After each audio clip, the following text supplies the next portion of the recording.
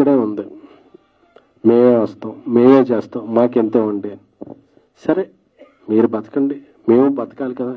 మేము ఎలా బతకాలి అని అడుగుతుంటే దీనికి ఎవరు రెస్పాన్సిబిలిటీ లేదు, రెస్పాన్స్ లేదు.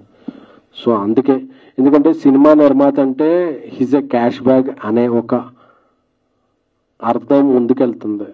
అందుకనే మేము క్యాష్ బ్యాగ్స్ కాదు, మేము కూడా అప్పులు తెచ్చుకుని వడ్డీలకు తెచ్చుకొని చాలా కష్టపడి సినిమాలు తీస్తున్నాం తప్ప మా ఎవ్వరికి కూడా cinema is a not a comfort అని చెప్పడానికి ఈ మీటింగ్ పెట్టాం.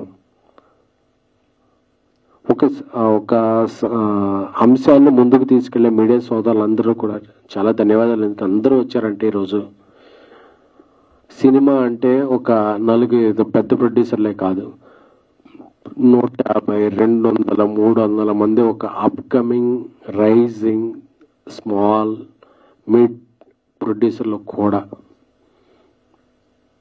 సో ఒక సినిమా ఒక సృజనాత్మక కళ ముందుకెళ్ళాలని, ఒక దర్శకుడి కళ ముందుకెళ్ళాలంటే ఒక నిర్మాత తన జేబులోంచి అప్పో సప్పో ఏదో చేసి డబ్బులు పెట్టాలి.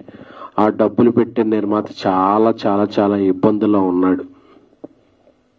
So I'm requesting directors union, I'm requesting DOPs union, I'm requesting all 24 crafts. నిర్మాత ఇంత బాధల్లో ఉన్నప్పుడు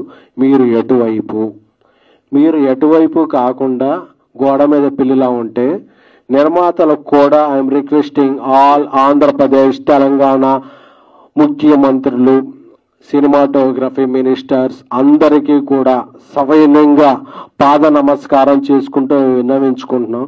మేము ఎలా బతకాలి, మేము ఎలా సినిమాలు తీయాలి, మా భవిష్యత్తు ఏమిటి, మా వ్యాపారం ఏంటి, మాకు వచ్చే రిటర్న్స్ ఏమిటి, మేము బతకాలా చావాలా?